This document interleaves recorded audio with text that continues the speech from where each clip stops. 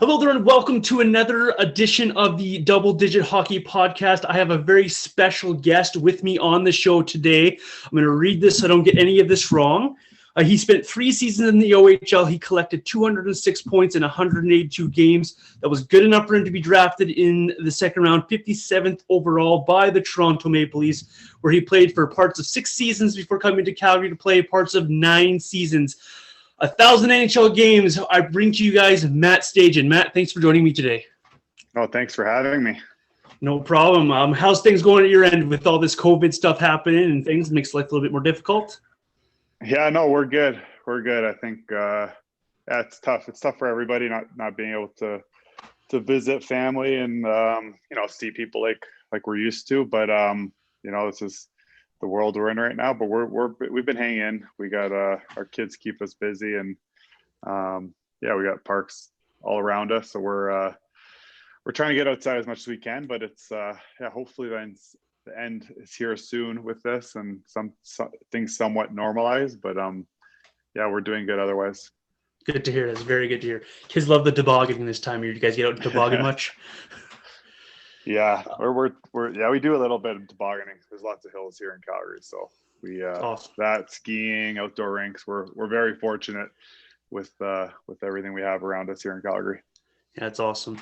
I'm just south of Calgary in a little town called Raymond, just outside of Lethbridge there. So I know all about the hills and the mountains and all the fun you can have tobogganing and things. So it's really good to hear. I guess I should have mentioned in the intro here, you were also part of the World Juniors back in 2003, if I have my date correct. A nice silver medal for you. So you can relate to these guys that just went through this big grind of the World Junior Championship and a silver medal. Maybe an experience from your time at the World Junior Championships that hits you home for you the most.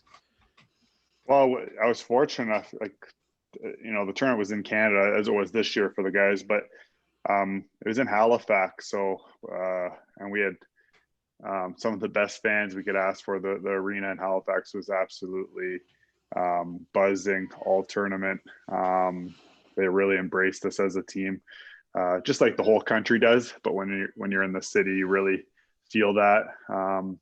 So it was, just making that team was such an accomplishment and dream come true, as every Canadian growing up knows how the World Juniors is kind of a part of our culture here around Christmas time. So it was just special. And I made it as the 13th forward. I kind of wasn't on the radar. I kind of came in and surprised some people earlier that year to put myself on the radar. And I was fortunate enough to have that opportunity to play and represent Canada. So, the tournament was great. You share a bond with those guys for the rest of your life. We kind of cruised right through the tournament, to tell you the truth. And we had a little hiccup in the semifinal. We outshot the U.S. We played the U.S. in the semifinals, and we outshot them I think it was 50 to.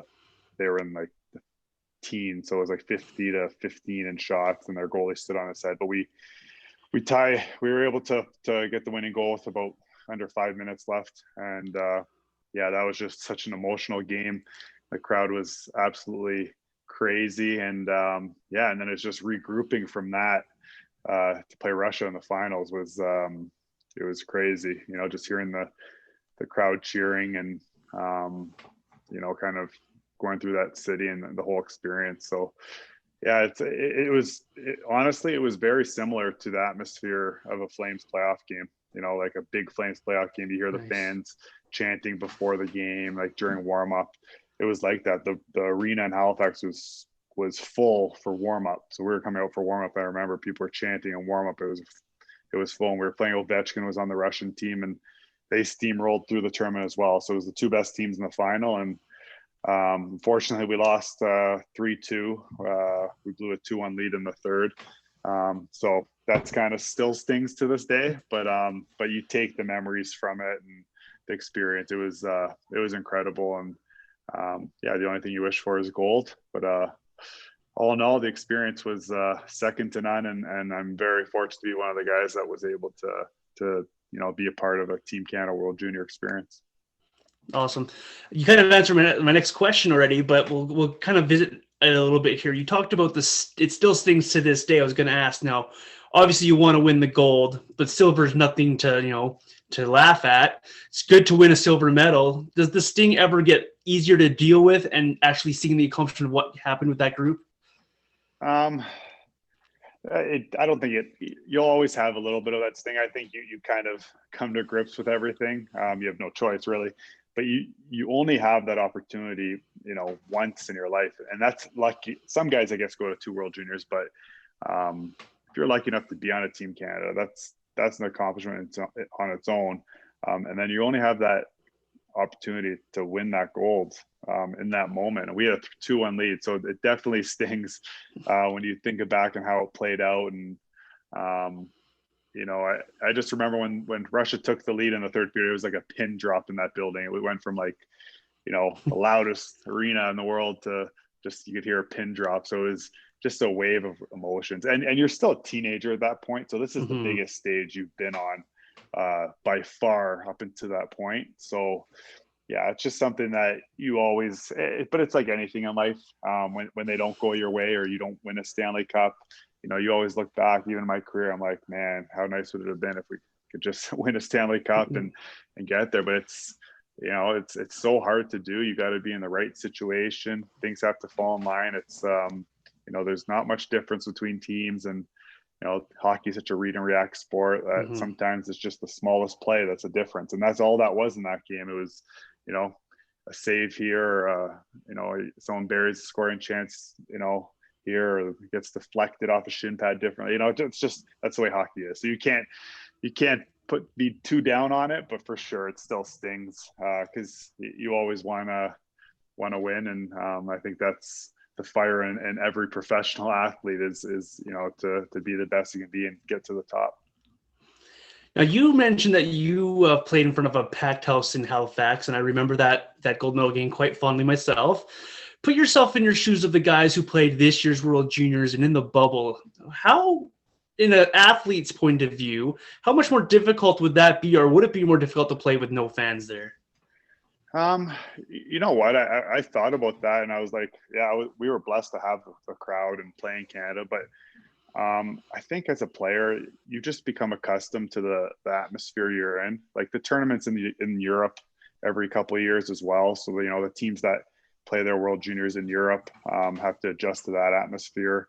Adjust to a bigger ice surface, or whatever the situation is. And even talking to the guys who played in the bubble in the NHL playoffs, you just kind of get used to it after, the first game's kind of weird, the first little bit, but once you get in the routine, it just becomes, your normal, and you just go out and play hockey. And I think that the biggest difference I would say is the coverage back then was huge, as the World Juniors has always been huge on TSN and everything that goes around with it. But with social media now, it's just, these guys are in their hotel rooms. I could just imagine, the stuff they can read about the tournament, the coverage, it's so much more widespread. It's not just kind of on TV, on TSN. People can get information everywhere. So that's probably, there's different pressures in that sense.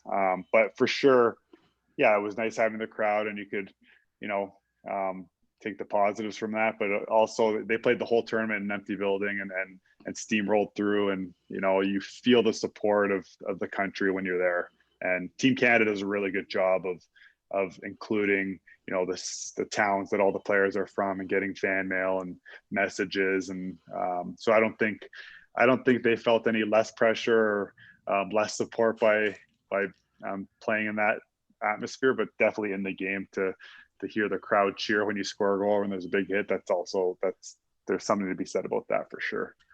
And to think they had that 2-week quarantine as well in Red Deer while they were there to read those press clippings and things. Just imagine they had nothing else to do, really. So exactly. Both the NHL and the IHF both did really good jobs with the bubble and with getting the return to play done. Now that's over with, and we're back to a regular season here, a late start to the season. You've gone through a couple of lockouts yourself, some shortened seasons. How is it different than preparing for a regular season and preparing for a shortened season? Honestly, it is different because obviously you're in some kind of way. Well, the lockout season in 2013, we didn't know if we were going to play, so that was a little different. This year, I guess they kind of you knew you're going to play at some point. Obviously, you didn't know when it was going to start. So it's just kind of, I think athletes and players are so, it's a 12-month job now. You're working out, you're training, you're doing what you can to always be ready. So I don't think there's an excuse for any of that. The biggest challenge as a player, if you don't come in shape, that's on you, because it's going to start. But the biggest challenge as a player is getting up to game speed without playing preseason games. And you're jumping right into a shortened season, playing your own division this year, and every game's so valuable because they're all 4-point games because you're playing that same team. And so at the start, you're trying to feel your way into that game action, but at the same time, the games are so important. So it's just kind of mentally and physically, try and get up to speed as quick as you can. But it's the same challenge for every team. And it was back in 2013 when we went through it. It's just the importance of every game matters. And, so to get off to a good start is so big. You don't want to be chasing your season, 10 games into the season. You want to try and get out ahead and give yourself some breathing room. And it just sets you up nicely in a short season, because you are losing 30 games, where in the shortened season, if you lose a bunch of games in a row or you streak the wrong way, it could be hard to get yourself back up into a top 4 spot. You had a little bit of a weird schedule as well, as you're playing a lot of these teams back to back and at home. Calgary's doing that this weekend, where they have the Canucks back to back at home. I'm not sure if you have any experience with that, so I'm not sure if this question can be easily answered. But how is it preparing for a team back to back like that at home, you think, for athletes? You just adjust. Honestly, well, I experienced it a lot when I played in the AHL. So in the 2004 NHL lockout, I played in the AHL that year, and we played in St. John's because I played for the Leafs, and our team was in St. John's, and we were the only team on the East Coast back then. So our whole division was, spread out. So we would do a lot of these mini series. The teams would come to St. John's and play back-to-back games against us. That's the only way. Teams wouldn't fly in and just play one game. So you just kind of get used to it. You do have tendency, rivalries build, things carry over from game to game for sure. But most guys will have experience with that. Even in the NHL and after the locker, when you'd play your own division 8 times, there was back-to-back games against teams quite a bit. So it's probably new for a lot of the guys this year, obviously, because I'm a lot older than them. But it's just, I think it's going to be great, to tell you the truth. I think, you're going to have rivalries. There'll be a lot of lead up from game to game. Especially the way the Canadian division's set up. It's just it's great for hockey in Canada. I think the fans should relish this, because we don't know if we'll ever see this again, but it makes for excitement. For sure. Absolutely excited. I'm excited to see how this back-to-back works with Vancouver coming up again for the Flames. The physical side of the game is pretty easy for these athletes. They all seem to be very finely tuned athletes. They know what to put in their bodies. The mental side of the game is where you see maybe a little bit of difference between players. The mental aspect of the sport has been scrutinized a lot and has been undertaken, and there's a lot more emphasis put on the mental side of the game. How do you mentally prepare yourself for these changes in hockey? Yeah, it's a loaded question, because honestly, every player is different. Every human being is different, right? You gotta find out what works for yourself, because it's not always going to be smooth and easy, and there's going to be roadblocks and bumps in the road, and challenges that you got to get through as a team and individually. So you got to find what works for you. If you're at the NHL level, especially the kids, the younger guys nowadays, that they get some of that help now in junior, and as they're growing up, there's a lot of options and help with that. Like, I think a lot of the off-ice training, they've kind of made it more widespread. It's not just lifting weights and getting yourself ready physically. There's lots of the mental side. So you see a lot of different tactics, the way guys approach things, but you have to find what works, because it does become grueling. It becomes, people like, and you phrase that question so perfectly, because people always, as a player, just focus on the physical side, and you have to be physically fit and overcome injuries, and you're playing with bumps and bruises. But the mental side, it's a whole different ball game, because if you're not mentally ready for every game, and you can't get yourself up to play those games, it's going to show in your play. It's just like when you see a guy playing with confidence, it's just such a difference than when a guy has no confidence. You can just tell in their game, and it has nothing to do with what they're doing in the gym and how much they're lifting, how they're skating, or their skill. It's all in their head. So guys do stuff individually. There are options with teams. Obviously each team has their help with that side of the game. But at the end of the day, you just hope that you can find out what works for you if you want to play for a long time and be as successful as you can.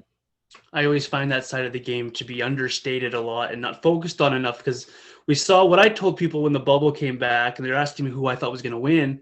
I never gave them a team. I was always the team that is most mentally strong and mentally prepared for these games is going to come out on top. And you take a look back at Tampa Bay and the team that they have and the players that they have and how they prepared. It made sense to me in the end that they were a team that were in the final, much like a veteran Dallas Stars team was. So I appreciate those thoughts there, Matt, on that. The Flames underwent a lot of changes this off season and changed the mentality of that lineup and the locker room. Let's start in goal for Calgary. I'm not sure, can't remember. Did you play with Mika Kiprusoff at all? Yeah.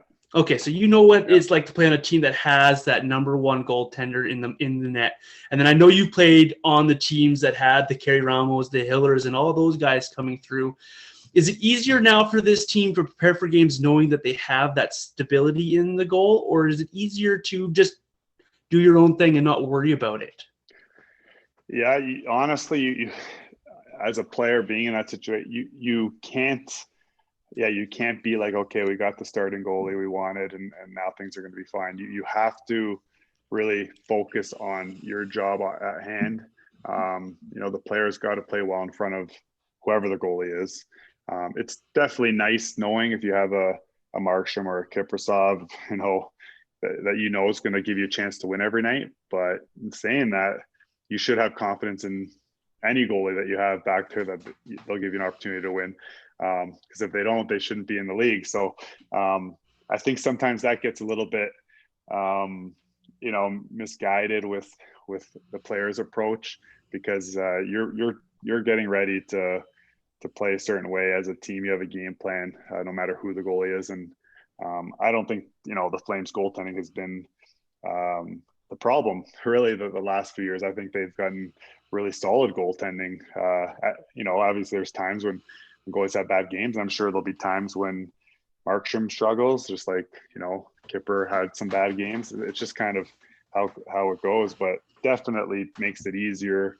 The cat and mouse game of who's starting, that side, it definitely brings, for the team, I guess it helps a bit in a sense mentally, just knowing that you have your guy.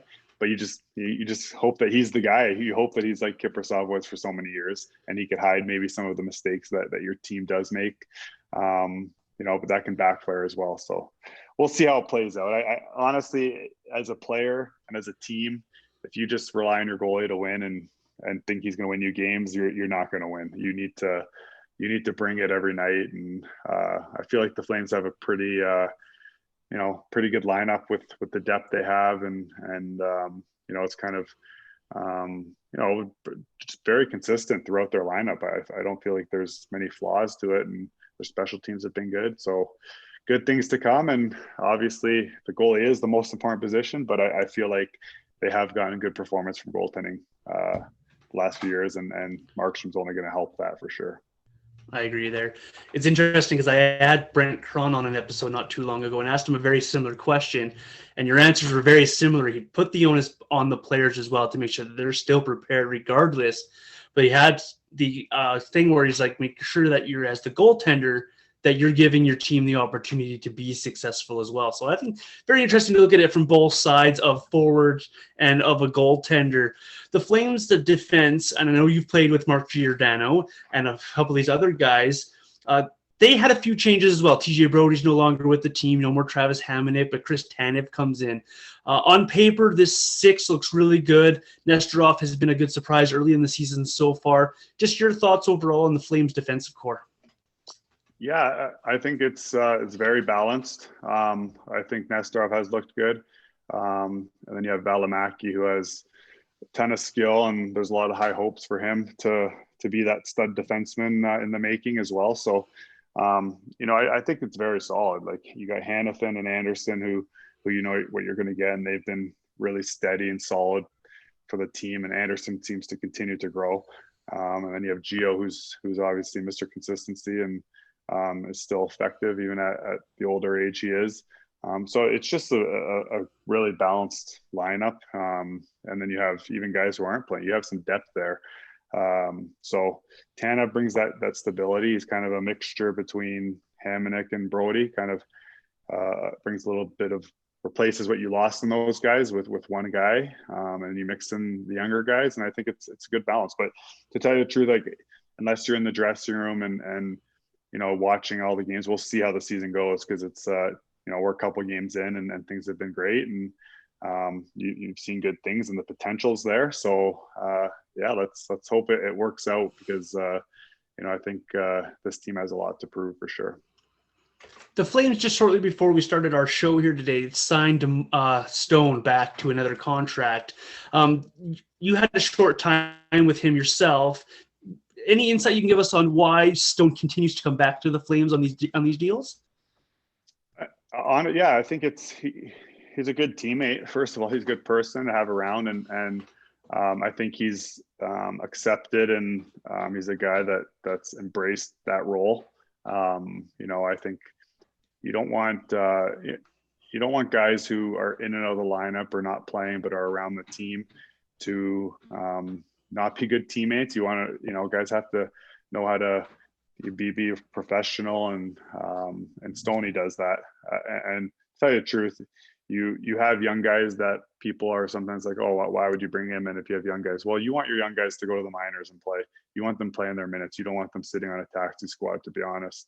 And that's a big argument that a lot of people make, is why are we bringing older guys back? But the value of veteran guys who are such good pros in the locker room, that know how to deal with the ups and downs, and it's mostly downs at that point in your career. You're out of the lineup, you got to work every day at practice.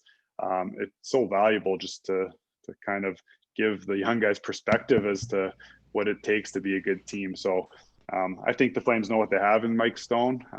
It's a safety valve if they ever run into injuries, that can come right in and he won't hurt your team, and he can fill that spot. And at the same time, if everybody's healthy, he's on the taxi squad, and you can send some of your other young guys to Stockton if that season gets going, and get their minutes. You want them playing 20 plus minutes a night down there and playing pro hockey. So I like the move just in that sense. I've never been a believer even playing and being around teams with young guys. I've never liked young guys coming up and playing 5 minutes on the fourth line, or not being in and out of the lineup. I'd rather a young guy.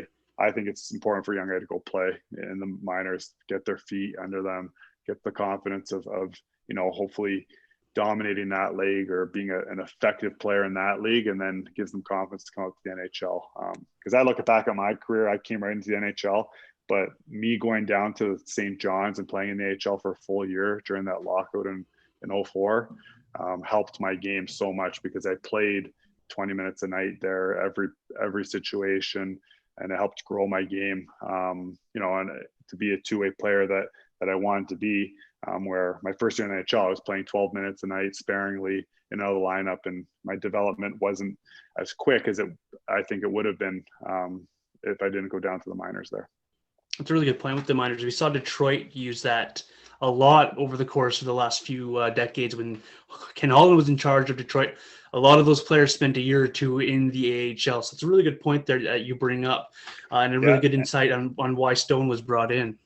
Yeah, and the difference is nowadays the league's so young. So a lot of the hard part is a lot of the young guys expect to play right away when they come up. They're getting power play time. Like, it's changed so much in that sense, where it used to be you had to start in the fourth line when you came to the NHL and work your way up. Now it's, okay, you're on our power play, you're playing an offensive role.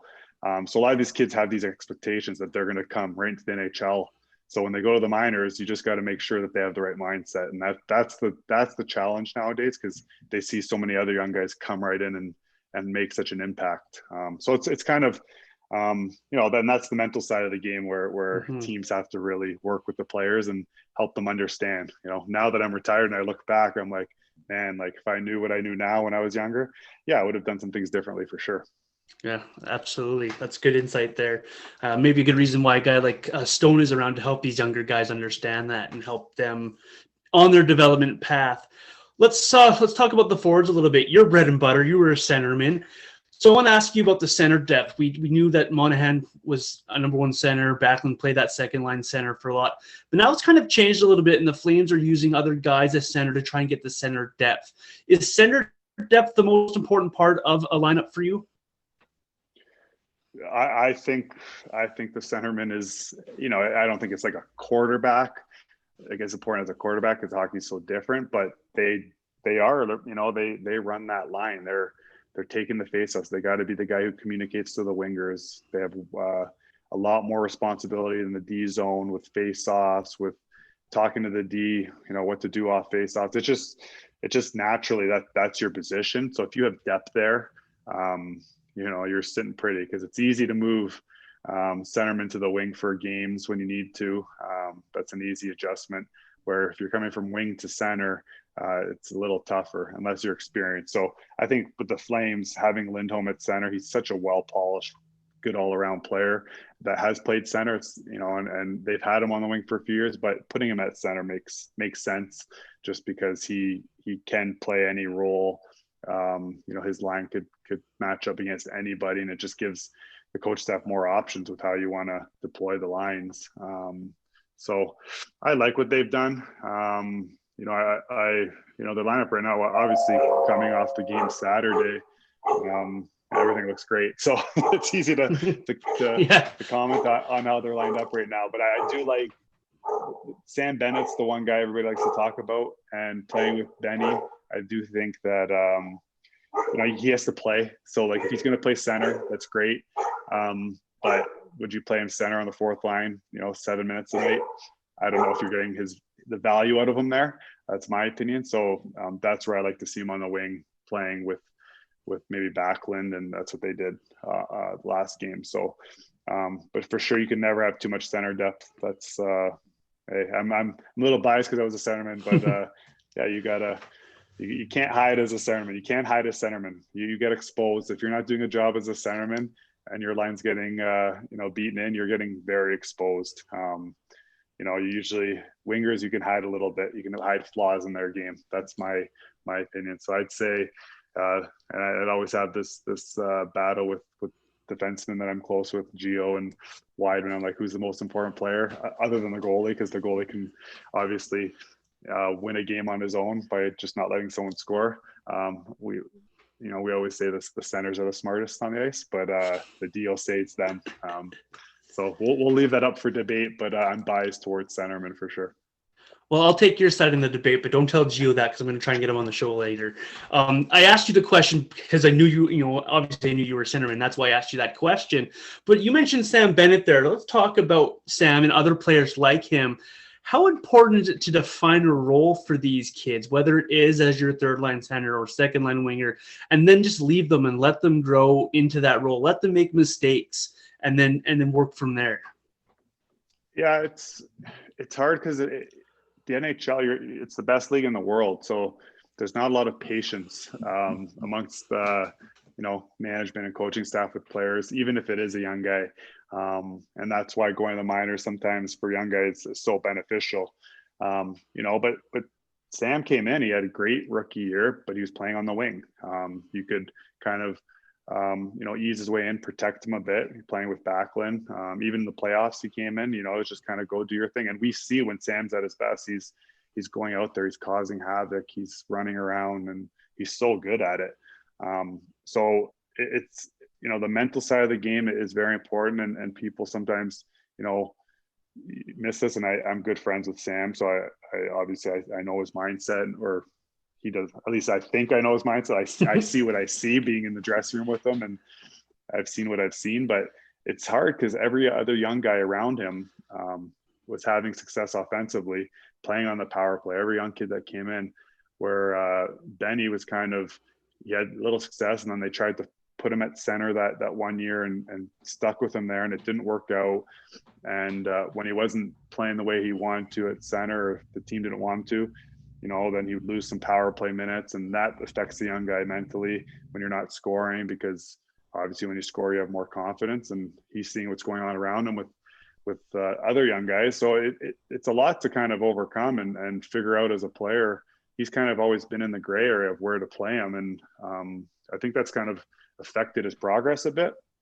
And obviously we can go back, and if things could be done differently, you maybe would, but at the same time, he's giving it his all every game. I think there's a lot of skill there. It's just finding out where to put it and use it and let him roll with it. So, watching these games now, like, he's not on the power play, like, mentally that would affect someone like Sam Bennett, right? He was on the power play in the playoffs. He's having success. Look at Dylan Dubé right now. He's playing on the power play. He's playing like you can just see the confidence in his game growing, right? And you've seen spurts of that with Sam Bennett, but then he comes to camp this year and he's not in that role all of a sudden. You're just playing fourth line center to start. It's kind of probably bothers him. He would never admit that, but that's hard to overcome. And so I kind of feel for him a bit, knowing all the intangibles that come with his situation, and when you come in, and trust me, guys, look at where they are on the roster. Who am I practicing with today? That we're human beings. That's just what you do. When you're always moving around and you hear all the noise on the outside, that can be a lot on a young kid. And I feel like that's kind of stunted his progress into finding what type of player he is to be in the league, because he can fill so many different roles. To tell you the truth, he can play a lot of roles, and he just hasn't. There hasn't been a role that he's kind of stayed with for a long time. It's kind of been energy role. He's had some spurts offensively, but you just got to find it. Yeah, I'm a big Sam Bennett. That was a long answer. No, that's fine. That's awesome. It's a good insight, because you get former athletes on here and people that know one another, know how it is. It's always interesting to see how they think about things. I'm a huge Sam Bennett fan, and I've long thought that just give the guy a role and let him play. And I thought that he's always played well with Backlund, because Backlund makes guys around him better. And they just seem to work so well together. So tonight in the lineup, they're back together again, which is a good sight to see. And maybe we see a little bit of consistency in that lineup. The Flames are rolling out. Yeah, go ahead. No, I think the way the lines are right now, I think if it was up to me, I would definitely Backlund. I would put Bennett with Backlund, and whoever else with the Mange. You could move Mange with Monty, Johnny, but I think you make Backlund and Bennett the third duo. And then that gives Bennett the confidence mentally too, that, this is where I'm going to be, and we'll see who's on the other side, where it's always been, he's been the guy moving up and down with the other duos. And I think that consistency, and we saw it in the playoffs, his line was consistent. They were together for, both rounds, and, he thrived. Right. So that's what I would do. A lot of people still look at him as that fourth overall draft pick, and that's always going to be with him, of course. But I think it's time to change a little bit of the expectancy of the player that Sam Bennett is. So I really like him there with Backlund, and it looks like it's going to be Andrew Mangiapane again. You've maybe known a young Andrew Mangiapane in your time in Calgary. Maybe a word on him and what you've seen from his growth when you first met him to where he is now. Yeah, he's impressive. I think he's a guy that has overcome and had to work for everything in his career. Just to get drafted a year after his first eligible draft year. And, he's had to continuously has had to prove people wrong, really. And usually you find a story like that in a lot of NHL players that are successful and keep growing. Like obviously with Mark Giordano, you could say that about him early in his career. I think with Mange, you're seeing that. And, when he gets an opportunity, he grabs a hold of it and makes the most of it. And it's brought him to a point in his career where he's such a valuable depth guy for the Flames that can play, a significant role in the team that they are. So it's great to see. He's a great kid. I think the Flames are lucky to find him where they did in the draft and have him in their lineup, because he's been good for a few seasons now, and he seems to keep getting better and more confident. All of these young forwards, we all gush over and we love them, and fans love them and talk about them, the Dubés, the Mangiapanis. There's one guy that I think we continually overlook, and it's the veteran that Michael Backlund is. Now, you've played with him for quite a while. Maybe a word on what Michael Backlund brings to the table as a veteran leader now on this roster. Yeah, he learned a lot from me. No, I'm just kidding. But he's just such a good person, honestly. Like everybody loves Bax, and the player he is, he's just developed into a steady centerman that has a lot of skill, and we see a lot of that. He makes everybody around him player, like who's played on his line and hasn't had success in the last 7-8 years. Like everybody that plays them has success, and there's a reason for that. He's the centerman on that line.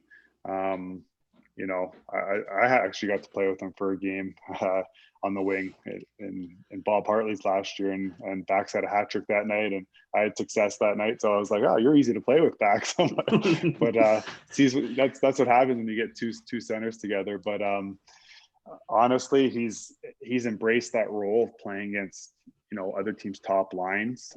But on top of that, he's not just he brings that offensive side, and he's just a smart player. Like the little details of the game, and sometimes fans don't always see it, and people, even when I watch on TV, you don't notice it as much. But when you're in the dressing room with him and on the bench and watching the little things that he can do in a game, and Lindholm has a lot of that, just little details that are a lot overlooked a lot of the time. It's really impressive, and he works hard. He's really come into his own, and he's had a great career to this point, and he has that edge. He wants more. You can tell just talking to him. He knows he's getting older. He's really embracing the opportunity. He wants to win. You can take all the credit for Backlund. That's fine, because I take credit for being right about Michael Backlund. When he was first in the league and wearing that awful number 60 jersey, people used to rag on him a little bit. Like, what is he? What is he doing? Like, what is this player? What do we get in the first round? And then when he switched to number 11, I bought his jersey, and I told everyone, I'm going to be one of the first to own this jersey for the reason this guy's going to prove everybody wrong. And he's come so far, and he's proven everybody wrong. The guy's an amazing two-way center in this league, one of the best penalty killers you'll come across.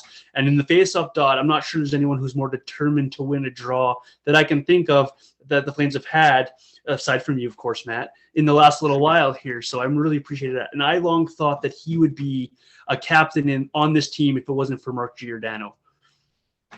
Yeah, he definitely has all the qualities.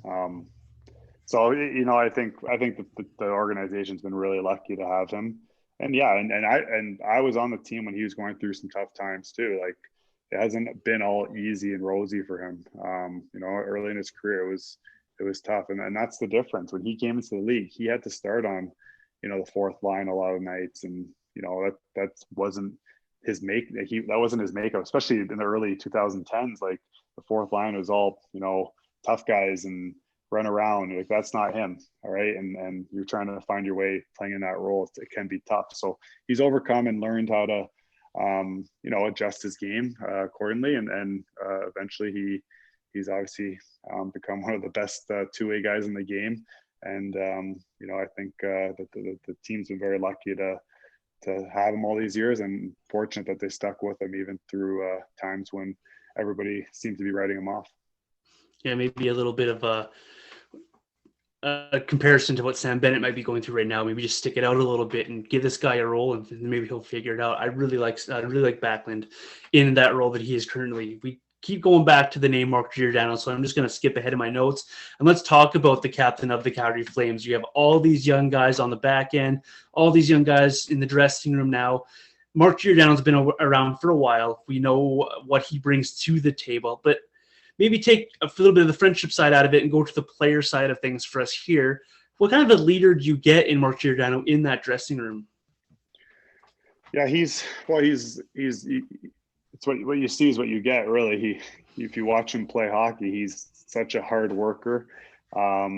He's doesn't have the smoothest stride. He's working every stride. He's working in every aspect of the game, and he's like that off the ice too. Obviously, he's one of the few guys who can play at the level he's at his age, and he's just a good person. Everybody loves him, but he's he's very determined before a game. He's very, he's not, the big rah guy in the room. He's more focused on, he's not smiling, or, you have your laid back guys in the room, and that's their approach. And he's, Captain Serious and focused on what he needs to do to get ready. And that's him as a person. And I know for from just talking to him and being around him, like he just wants to win. I think like any player, as you get older, you just want to win. And you've already seen he's not on the first power play unit. He's playing second unit right now. And his minutes, he's not playing 30 minutes a night anymore. Obviously not many guys do, but as he gets older, and he's fine with that. He's going to go out there every shift. He's out there and do what it takes. And if he can help the team win, that's what he's going to do. He's the ultimate soldier, really. And that's why everybody loves him, and coaches all love him, because he will do whatever you ask him to do, if it's going to help the team. Yeah, absolutely. And it's amazing to see his attitude as well, as I don't want to say a lesser role, but his role has changed and evolved a little bit, that he's still that guy that goes out and shows those young guys that it's still okay, still good to play hard. And I think one thing a lot of people might not see from Mark Giordano is his off-ice work and the way that he is in the community. Does he make that a priority for himself and for the team, is to make sure they're out in the community and giving back? Yeah, he leads the way with that. And that's something that the Flames organization is really, and Brian Burke was all about that, and Tree and just everybody, Ken King, everybody, from when I got here, like, it's a very community focused team. And that's why, the Flames Foundation does such good work. And, when your captain leads the way with his wife, Lauren, they do such amazing things for the city. It's just, like any professional athlete and someone who's a celebrity in their city, that should be part of the job. It is a part of the job. That's something that should never get overlooked. And you want to teach that to everybody at a young age. They should know that, but you want to make sure that everybody knows that. And as a Calgary Flame, that's part of it. And when your captain's doing it the way he does with his wife, I don't think there's any way around it, and that's the way it should be. I was going to ask if Mark Giordano was your favorite captain, but then I looked up your history. You've had an impressive list of captains over your NHL career. Is that a common theme among the captains you've had? Yeah, for sure. You got to be just quality all around. You got to be one of the best players, on your team. You got to have that work ethic. You got to be a good person. And yeah, it comes on the ice and off the ice. You're an example for everybody, and every player is in the NHL. Everybody's a role model. But the leaders and the older guys, for sure. Their eyes are on them all the time. So, I've been fortunate. Matt Stajan was amazing. Obviously, Jerome McGinley was amazing, and then Gio. Like, those are three quality. When you talk about them, you don't only talk about their hockey careers. Like, you talk about the people they are, and just the leadership and how they're just good people. So yeah, and they're all hard workers. Like, that's one thing people think, like, those guys in practice would always be so hard to battle against. There was never a day off. Like, going against Gio in the corner in one-on-one drills, like, he was the guy that was toughest to go against every day. Like, there was no time, you go in and be like, oh, let's just kind of, get this over with. It was a battle. And that's just kind of, the difference, I guess from guys who play for a long time and have that leadership and bring all the qualities that he has. So yeah, it's there's a reason, that most captains are named captain, right? I guess you can be the best player in a team. Some teams do it that way, but their game or their, things grow around them, because that responsibility is on you no matter what. The one thing I picked up on there in the middle of your answer was you said that they were all good people, and I think that might be lost on some people, of how they are amazing hockey players. And I can't believe the list of captains you had, but they're all amazing hockey players, but they're just as good as a normal person and good in their community. And I think that's really key for a hockey leader as well. So I have to ask you about Matt Stajan. You had a chance to play with him for a few years. How much did you learn from a guy like Stajan and the way that he went about his preparation? And the second part of that is, how in awe or trying not to be in awe of him were you while playing with him as well? Yeah, he was amazing, honestly. I have the same hair as him now too, so that's a bonus. But yeah, I came in. I was a Leaf fan growing up, so I was in awe coming into the Leaf room. He was the guy. I got to learn a lot from him, and I think just getting to know him, and then and I was surrounded by so many amazing veterans my first few years. Like I roomed with Joe Newendike in Toronto, Gary Roberts on the team. Like there's so many names, Ty Domi, like the Ed Belt. Like I could name so many guys, but obviously Sundin was the guy. He was the guy I watched in Toronto growing up, the way he handled himself. And that's where I learned the most, honestly, is I would sit in my stall in the corner as a rookie, and I would just kind of watch and see what guys did, how they handled themselves, because it was such a veteran team. And I really learned a lot from that. Just what it meant to be a pro, and what kind of things guys did to be successful, and make sure they could play every night. And, there's a lot to it. We don't just come to the rink and play hockey. There's so much preparation involved. You have your lives outside of hockey. There's family, friends, and there's always issues with personal life. People are going through things personally, whether it's with their family and friends or whatever it is. So you gotta really come together. It's a second family at the rink, and a guy like Matt Stajan and Jerome McGinley and Gio and there's so many veteran guys. You can't just rely on the captains, but you go to those guys and you genuinely care about what's going on in their life. Like that's so important. And I learned that at a young age. So yeah, it was very surreal at the start, but then you become friends with Matt, and you just kind of becomes second nature, right? All of a sudden you're just with each other every day on the road, on the airplane, your teammates. So it changes quick, but for sure that first few weeks I was in awe. Like my first training camp, I remember I made sure that in the blue and white game when I lined up with Matt, I told my parents, make sure you get a picture of me taking a face off with Matt, right? Not knowing where my career would lead. So that's kind of to put in perspective how surreal it all was. Incredible. My favorite Matt Sundin moment actually came when he played against the Flames, and he scored that 500th goal in overtime to win the game for the Leafs. I was so mad at him at the time, but I look back on it, and you're watching greatness happen before your eyes. And I'm not sure what side of the line you were on at that point, but that was a special moment for me, watching one of the best players that I've seen in my generation play. Yeah, well, I remember him scoring that goal. Like, I was on the Leafs. I was with it. Like, it was crazy. That game was crazy. But he was so good. He was like, if you really understand hockey and watch the game, like he was such a strong, powerful player that had the skill that he just did it all. And sometimes I don't think people appreciate the player he was. They're always like, well, he didn't win a cup, but sometimes like everything has to align for you to win a cup. Everything has to align. And obviously you need your superstar players to be your superstar players, but he was just incredible. And I saw him later in his career too, and he was still dominant in so many ways. Incredible player. Okay, we're running up against time, but I want to get this in before I let you go. The OHL days, we'll put you back in your mindset if you can think that far back.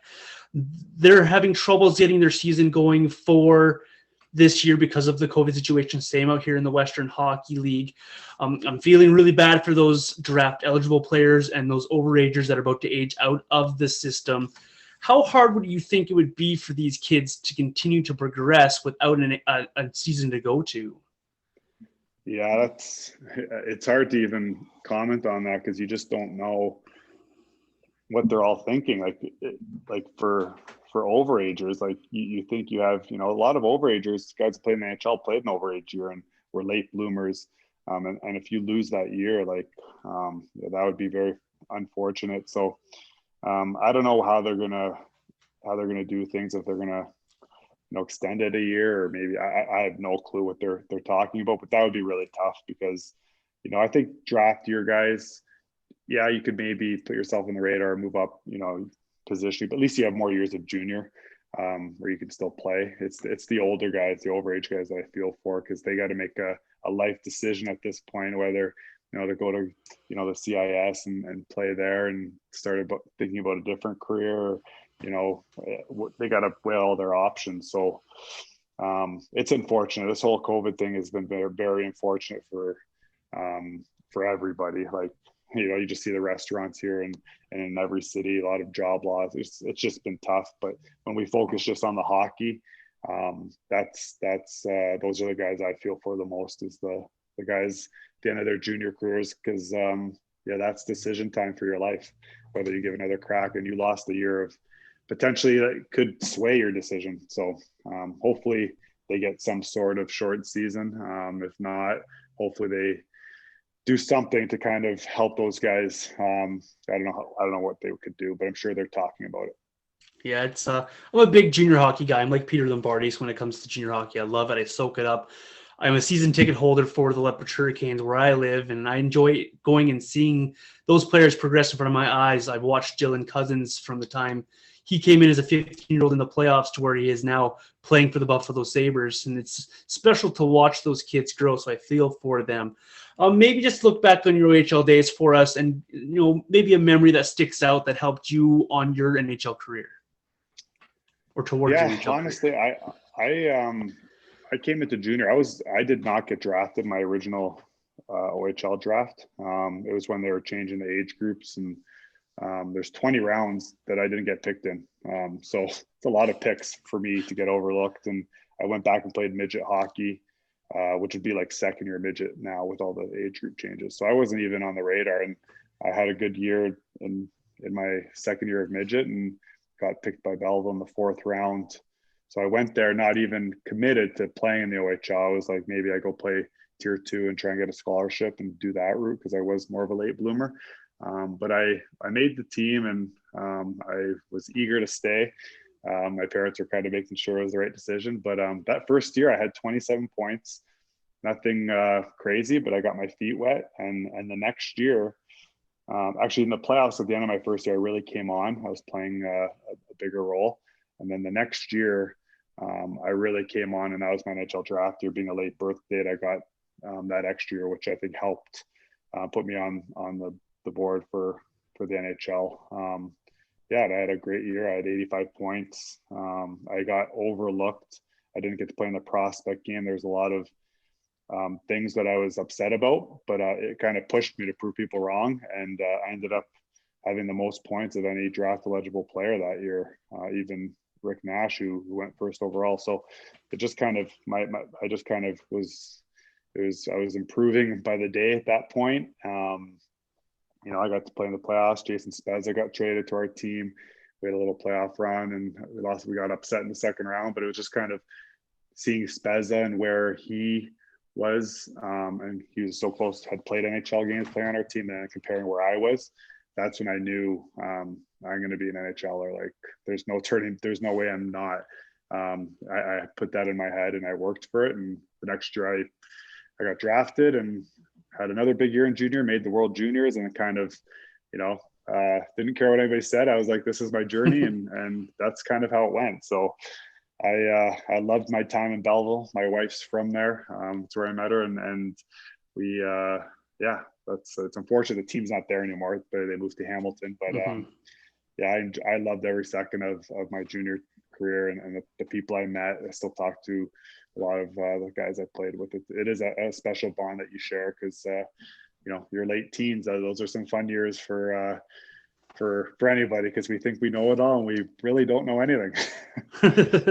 It's amazing what you can find to motivate yourself in your junior career to push to the NHL, and you can always say that you're better than Rick Nash now by that story there. So congratulations.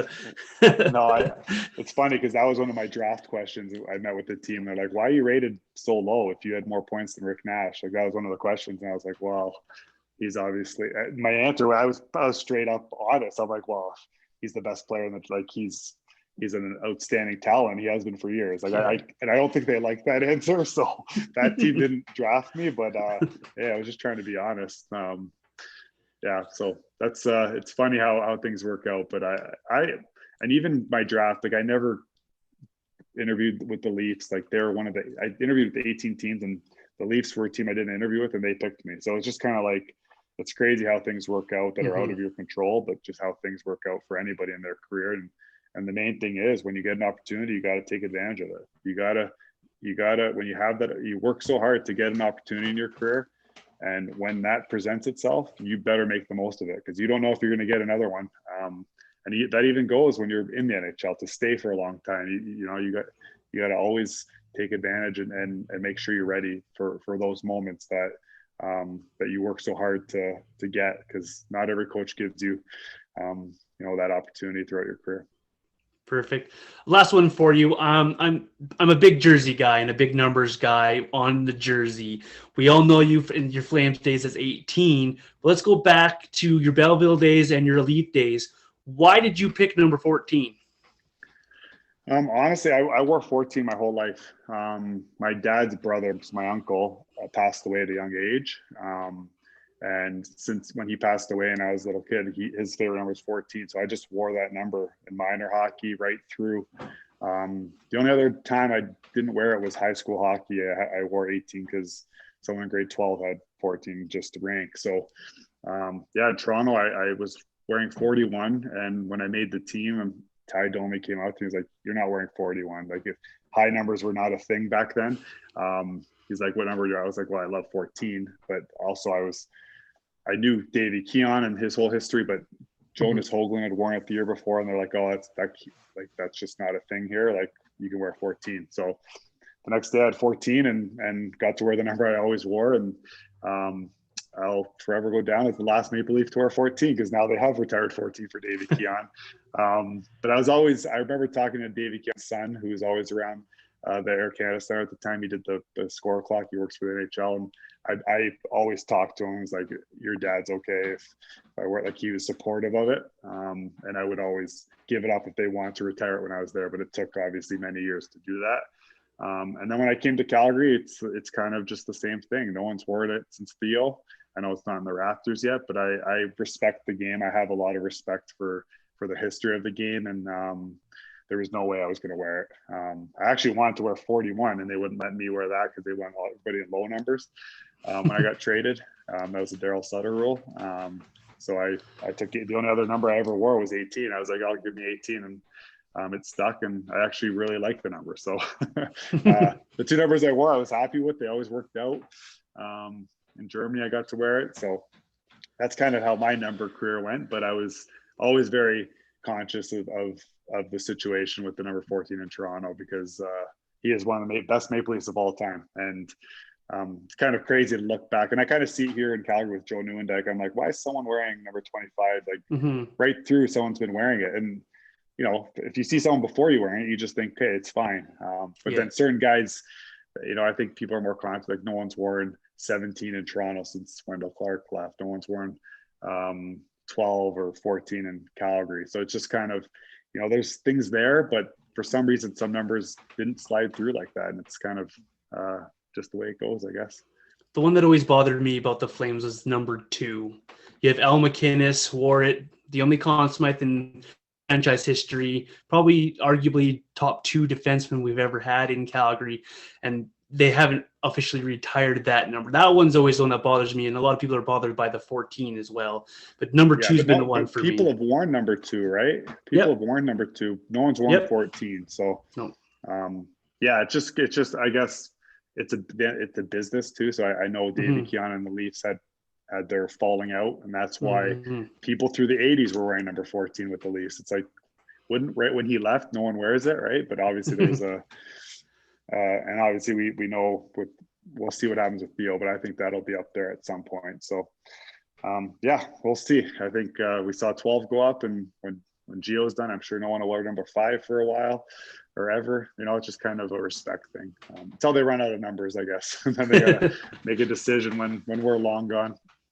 Yeah, start using fractions. Yeah. Awesome. Thanks so much, Matt, for joining me on the show today. This was a lot of fun. I appreciate you giving me your time and your insights and stories on the NHL and your time with Calgary. Thank you so much for joining me today, Matt. Well, thanks for having me. Thank you. Awesome, guys. Thank you so much for joining me on the show today. This has been another special edition of the Double Digit Hockey Podcast. I'll talk to you guys later.